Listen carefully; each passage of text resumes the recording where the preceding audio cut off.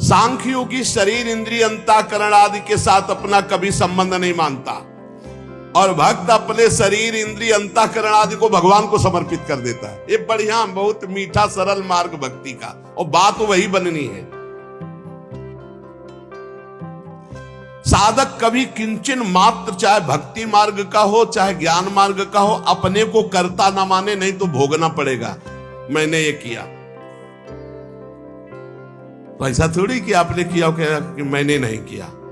अंदर से सिस्टम, चित्रगुप्त जी क्या देख रहे हैं? अंदर जहां तुम्हारी सोच है, ये भोगा जाए तो बहुत आनंद मिलेगा। तो लिख गया, कर्ता ने भोगने की इच्छा की, और ये अब क्रिया बाद में होगी, पहले वो लिख गया, पूरा चित्रण हो गया। क्रिया तो बाद में होगी, पहले अंदर सोच होती, उसी सोच को लिखते हैं चित्रगुप्त जी। उसी सोच में भगवान का भजन चल रहा है, तो भक्त उसी समय जलन पैदा, अरे कैसी बात आ गई, वहां लिख गया। ये रुचि पूर्वक नहीं, उसकी रुचि नहीं थी, अरुचि पूर्वक, तो उसमें समाधान मिल जाएगा। अंदर की बात लिखी जाती है। साधक कभी किंचन मात्र भी अपने में कर्तापन की मान्यता न करे, जितना अंश रखेगा कर्ता भाव का उतना बना रहेगा।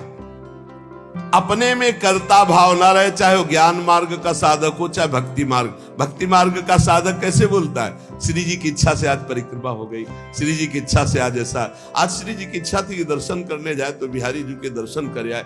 श्री जी की इच्छा, अपनी इच्छा को, अपने कर्ता भाव को प्रभु के चरणों में मिला देता है। भगवान की इच्छा, प्रभु की इच्छा, एक मार्ग तो पकड़ लो, हर कर्म समर्पित, कहीं भी कर्ता भाव नहीं, कहीं भी अभिमान की बात नहीं। मैंने देखा, मैंने किया, नहीं, प्रभु की इच्छा से देखा, प्रभु की इच्छा से हो गया। अपने कहीं करता नहीं, अपना तो प्रभु के चरणों में समर्पण। अब देखो, ब्रह्मण्याधाय कर्माणि संगम त्यक्त्वा करोति यः, लिप्यते न सा पापेन पद्म पत्र मिवाम्भसा। जैसे जल में कमल का फूल रहता है, एक बूंद पानी नहीं, ऐसे वो भक्त, ऐसे वो ज्ञानी संसार में रहता है, एक भी कर्म का फल नहीं। कर्माणि श्रुति बोधितानि नितराम कुर्वन्तु कुर्वन्तु मा। वो चाहे वेद के अनुसार कार्य करे या न करे, कोई उसके ऊपर लागू नहीं नियम। वो विषयान ग्रहणन्तु मुंचन्तु, विषय भोगे या विषय त्याग दे कोई, क्योंकि वो ऐसी अवस्था को प्राप्त हो चुका है। ब्रह्मण्याधाय कर्माणि संगम त्यक्त्वा करोति यः। जो भक्त संपूर्ण कर्मों को, पीछे ज्ञान का तो आगे उसी को बता रहे, जो भक्त संपूर्ण कर्मों को भगवान में अर्पित कर देता है, उसकी आसक्ति नष्ट हो जाती है। वो कर्म करता हुआ भी जल से कमल के पत्ते की तरह पाप से लिप्त कभी नहीं होता। पूरे संसार का हतन हो जाए तो भी उसे पाप नहीं लगेगा। ऐसा महान ये योग है। शरीर इंद्रिया मन बुद्धि प्राण ये तुम्हारे नहीं हैं। अब भक्ति में देखिए इसे, ये भगवान के रचे हुए हैं, वो भगवान के हैं। मान लो जैसे ज्ञान में अभी वर्णन कर रहे थे, ये प्रकृति के हैं, प्रकृति में बरत रहे। अब यहां भक्ति में है ये श्लोक का अर्थ, शरीर इंद्रिया मन बुद्धि प्राण ये तुम्हारे रचे हुए हैं क्या?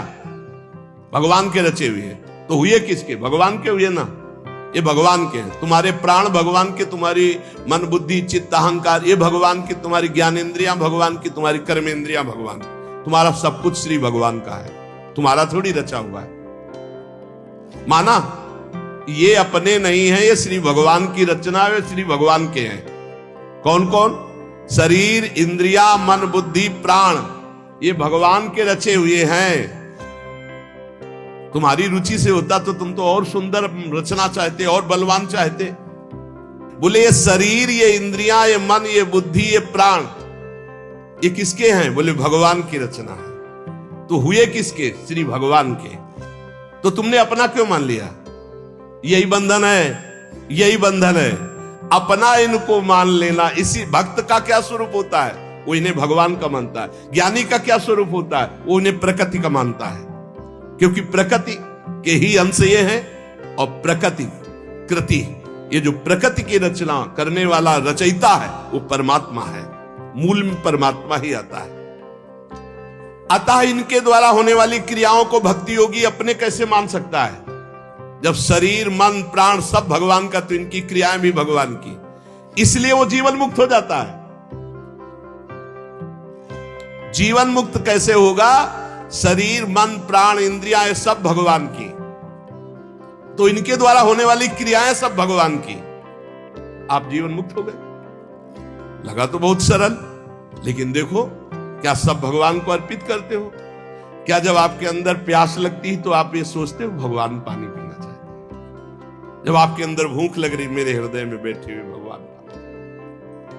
जब आपके अंदर विकारात्मक भाव है, तब आवे कि ये दुष्ट कहां से दुर्वासना दबी रह गई, अभी ये भगवान की नजर में नहीं पड़ी, इस हृदय में कहीं दुर्वासना, हे नाथ हे करुणामय इस दुर्वासना को हटाओ, ऐसे भक्ति में चला जाता है।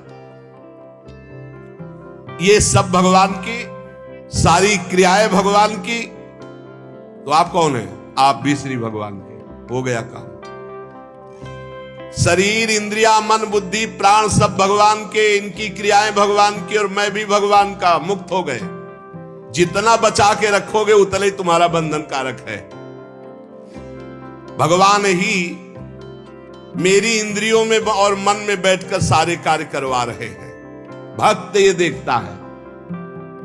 अब ये जो पापाचरण करने वाले हैं ना, ये बात सुनेंगे ना, तो ये भी ये बात उसमें ले जाएंगे कि भगवान ही तो हमारे मन, गीता में लिखा है मन और इंद्रियों में बैठ, तो तुम समर्पित कहां हुए?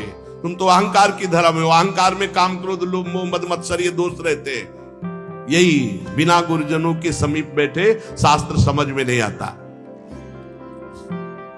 शरीर आदि वस्तुएं अपनी ना थी, ना है, ना रहेगी। कैसे? तुम्हारा अधिकार है शरीर पर? कुछ अधिकार नहीं। एक रोम अभी झरना चाहे ना, वो झर जाएगा, दोबारा लगा नहीं सकते। बेमतलब में अहंकार किए हो, मैं ऐसा कर सकता हूं, मैं ऐसा। शरीर आदि वस्तु, शुद्ध ज्ञान शुद्ध भक्ति, दोनों इस श्लोकों में भगवान ने जीवन मुक्त होने के लिए बता दिया। शरीर आदि वस्तुएं अपनी नहीं, प्रत्युत मिली हुई है भगवान से अपने को। किस लिए? सत्कार्य करने के लिए। सत्कार्य करने के लिए। सरकारी गाड़ी बंगला है, ये सरकार का काम करने के लिए मिला है। ये कुछ दिन के लिए मिला, फिर छीन लिया जाएगा। ना ये पहले था तुम्हारा, ना बाद में रहेगा, बीच में दिया गया, छीन लिया जाएगा। ये केवल भगवत प्राप्ति के लिए मिला है। भगवत प्रीत्यर्थ, दूसरों में भगवान की भावना करके सेवा करो, इसलिए मिला है शरीर। इन वस्तुओं पर जो अपना अधिकार जमा लेता है और अपने लिए भोग भोगता है, वो मृत्यु के बाद दुर्गति को प्राप्त होता है। पुनरपि जननम पुनरपि मरणम। इस शरीर को न तुम बदल सकते हो, न मरने से रोक सकते हो। यह शरीर एक नियत समय के लिए आया है, और इस समय में तुम भगवत प्राप्ति के लिए कार्य कर लो। क्या? कुछ नहीं करना। ये जो सब है इनको समर्पित कर दो। चदरिया जैसी की तैसी धर दीनी, ये लो महाराज, हमसे नहीं होने वाला। ना शुभ ना अशुभ, ना हम कर्ता बनेंगे शुभ के ना अशुभ के, हमसे कुछ नहीं। हम आपकी शरण में पूरा समर्पित। अभी आज से आप जीवन मुक्त के मार्ग में चलने लगे। समर्पण योग।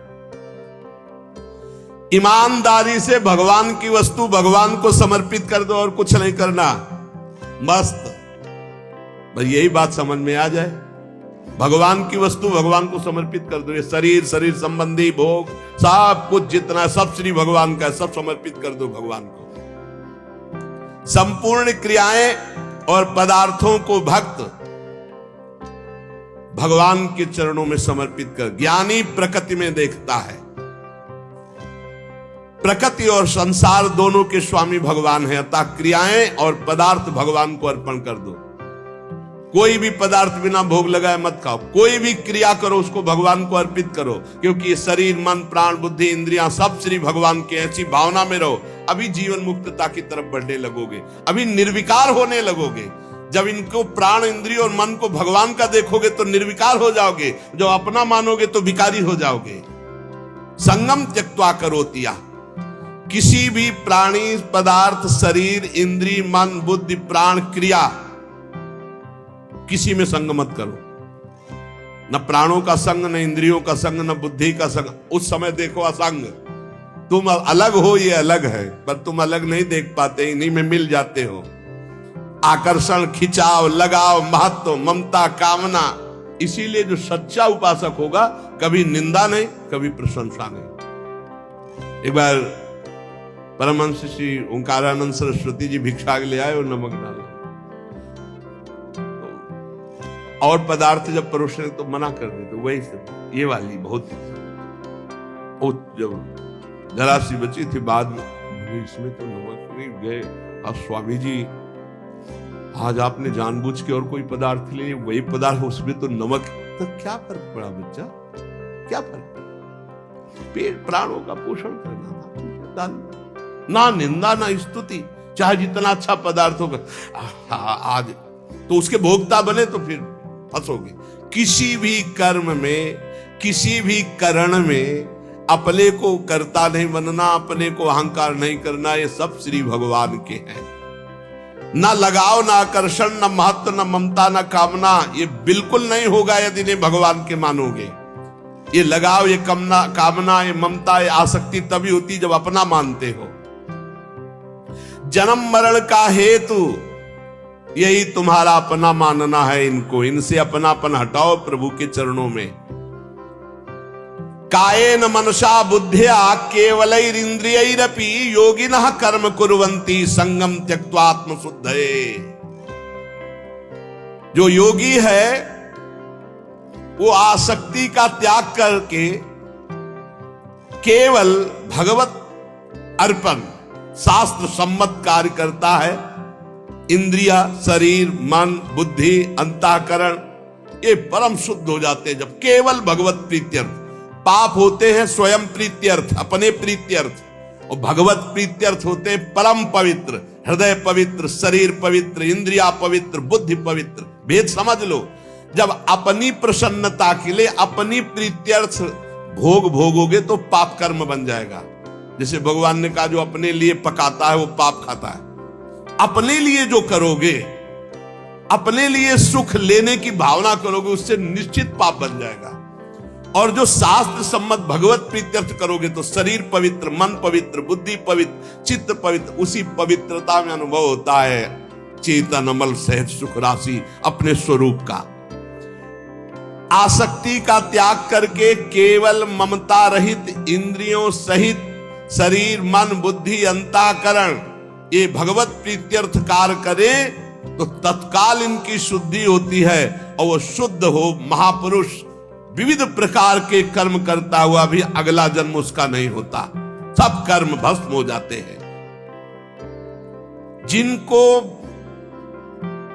साधारण मनुष्य कहते हैं वो शरीर, इंद्रिय, मन, बुद्धि से कोई भी कार्य करने के पहले एक संकल्प बनाते हैं, ध्यान रखना, और उसमें कर्ता बनते, मैं करूंगा। और जब कोई भक्त करता है तो भगवान की प्रेरणा देखता शास्त्र सम्मत है कि नहीं, भगवत प्रेरणा से ये कर्म हो रहा है, इस कर्म में शास्त्र आज्ञा है कि नहीं, हाँ है। तो इंद्रियां, मन जो उसमें बर्ताव कर रहे हैं वो सब भगवान के है, प्रेरणा भगवान की, और कार्य का फल भी भगवान को समर्पित, वो जीवन मुक्त हो गया।